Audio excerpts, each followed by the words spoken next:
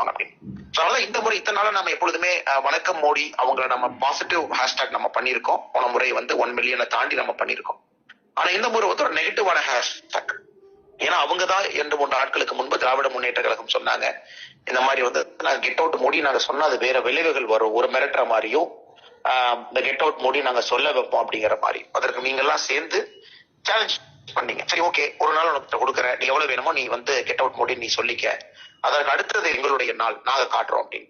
So இது எவ்வளவு பெரிய ஒரு விஷயம்னாங்க. அந்த பக்கம் முழு இந்தி கூட்டணி, ஏன்னா நேற்று நம்ம அனலைஸ் பண்ணோம் 2,81,1,000 ட்வீட்டை வந்து நேற்று இரவு பாலாஜி கொஞ்சம் நமக்கு டீம்ல அனலைஸ் பண்ணி நம்ம பார்க்கும் பொழுது Karnataka Congress, Telangana Congress, west Bengal இருக்கக்கூடிய Trinamool Congress, Trinamool TMC, Samajwadi party, AAP கட்சி, பஞ்சாப்ல நீங்க அந்த கொஞ்சம் அந்த டைம் லைனை பாத்தீங்கன்னா கிட்டத்தட்ட ஒரு ஐடி மட்டுமே 2100 போஸ்ட் பண்ணிருந்தாங்க. அந்த மாதிரி நிறைய ஐடிகள் பல்கா பாட்ஸ் இதெல்லாம் பயன்படுத்தி 2,81,000. அப்ப நமக்கு எந்த அளவுக்கு தெரியுதுன்னா, மக்கள் ஒரு பக்கம் இல்லாம வெறும் கட்டமைப்பை வச்சுக்கிட்டு ஒரு 10-20 பேரு இதை வச்சு நம்மளை பயமுறுத்திட்டு இருக்காங்க.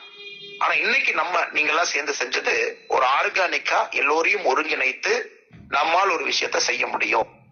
குழந்தைகள் பள்ளிக்கூடத்துக்கு வெளியே, ஃபுட்பால் மைதானத்துல வாக்கிங் போற பெரியவங்க, இப்பதான் பாத்தாங்க தலைவாசல் பகுதியில சாயந்தரம் பிளட் லைட் போட்டு சேலம் பக்கத்துல ஒரு 100 பேர் நின்று கையில பெயர் பலகையோட கோலம் மூலமாக பேசுவதன் மூலமாக, பைக்ல வந்து ஃப்ரண்ட் பேக்ல ஸ்டிக்கர், ஹெல்மெட்ல ஸ்டிக்கர், இதெல்லாம் கூட தமிழகத்துக்கு அன்னைக்கு எல்லா இடத்துலயும் இந்த கெட் அவுட் ஸ்டாலின் முதல் முறையா நம்ம பண்ணிருக்கோம்.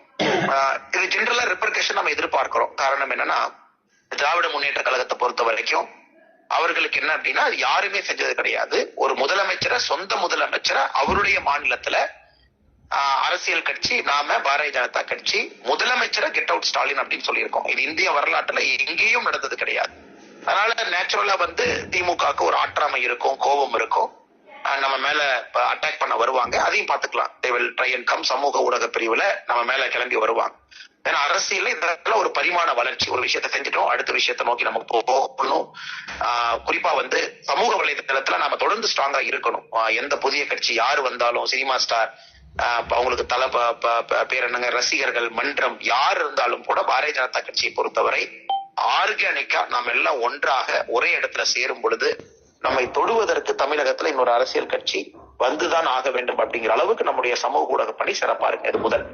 இன்னைக்கு நான் உங்களுக்கு ஒரு அன்பான ஒரு வேண்டுகோளை உங்களுக்கு விடுக்கிறேன், ஒரு ஆலோசனையா உங்க சகோதரன்றது எடுத்துக்க.